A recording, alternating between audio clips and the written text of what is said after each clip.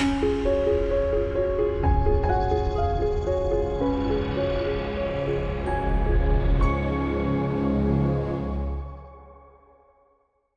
Doobie here. What's the play for today? It has to do with getting circles into your gel prints. And to do that, you don't need anything fancy. You can use things like trash, recyclables, junk, and I'm going to be sharing how. You start by rolling a layer of color onto your gel press plate.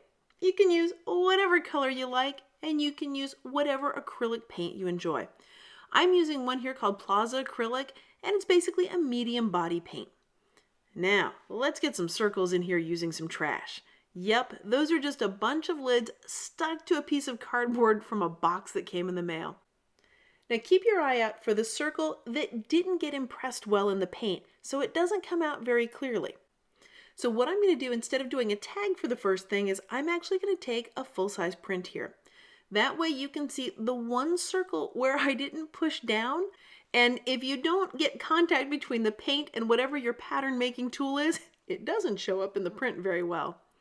So it's going to be up near the top in the middle. Can you see that circle that didn't really print very well? That was simply because I didn't push all the way down everywhere. So if making sure you've got a clear impression of whatever pattern making tool you're using is important to you, just make sure you've got even pressure everywhere for that. I'm going to load blue on here again, and we're going to do this again, but this time it's going to be with tags. As I take this very fancy tool here and I put it into the paint, you'll notice when I go to the second one, do you see I'm giving it a 180-degree turn as I'm doing this? That way it looks like it's one big complete pattern and not just the same thing repeated again and again. Instead of using a big piece of paper this time, I'm going to use a tag. Now putting a tag on there or putting a large piece of paper, the only difference is the size. The same kinds of things you do for a large paper, you'll do for a small one.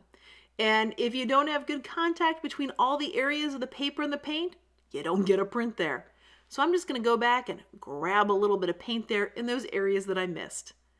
Now there's still plenty of paint on this plate, so I'm just going to keep grabbing various parts of it to fill up the tags. That's one of the things I find so practical about gel press plates is all of the paint can be used. Not a drop of paint ever has to be wasted. These various little random remnants of paint that are on the plate, by just taking the same tag here and there and pulling it up, I can get an extremely interesting tag that I couldn't create any other way than with my plate. Next time you're playing, if there happens to be a little bit of paint here and there and not really quite enough to take a big full-size ghost print, kind of like what I've got here on the plate right now, grab a scrap of paper, a tag, a little something nearby, and just start getting as much of the paint on there as you can, because it'll give you a very different looking kind of print. The paint that I'm going to use here next, the purple, it's a color that I love, and as you can tell, I'm pretty much near the end of the tube as I'm having to squeeze that to get that little bit out. And because it's older, because it's getting thicker, it's drying out a little bit, that's why it's spreading differently than some of my other paints. That's why there's sort of those little clumps of color in there. That's simply because it's a paint that's drying out. And I love that color variation that's in there because of that. So I look forward to when paints get like this because they behave just a little differently on the plate. The color shows up differently in the print. So if you ever have a paint, an old tube of paint where it's starting to get really thick, I encourage you to give it a try on your plate. See how it looks in those prints. As I put these tags here on the plate, you can tell which ones I carefully made sure I had good contact everywhere, and the ones where I kind of missed some spots when I lift them up. Well, let's talk about that very fancy tool that I made to put those circles in there, because there are a couple of tips and tricks that I want to share with you to make it easy for you to create one. So the first thing you need to do is collect up a bunch of lids, various sizes of circles basically.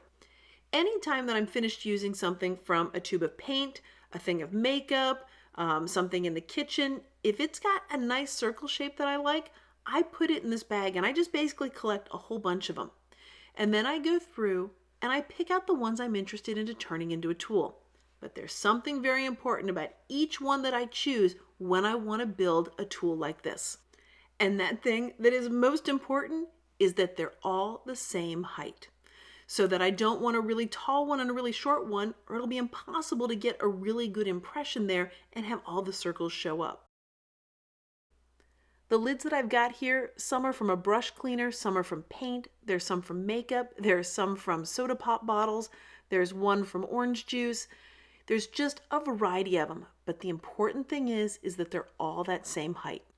And then they're just glued onto something like a piece of cardboard. I use gel medium to do this. You can use hot glue, tacky glue, whatever kind of glue that you've got. So keep an eye out in your recycle bin and your trash for various lids that would make a great printing tool. Well, thanks so much for joining me for today's play. If you've been enjoying this video and you'd like to see more ways to use a gel press plate, be sure to hit that subscribe button so you know as soon as there's a new video out.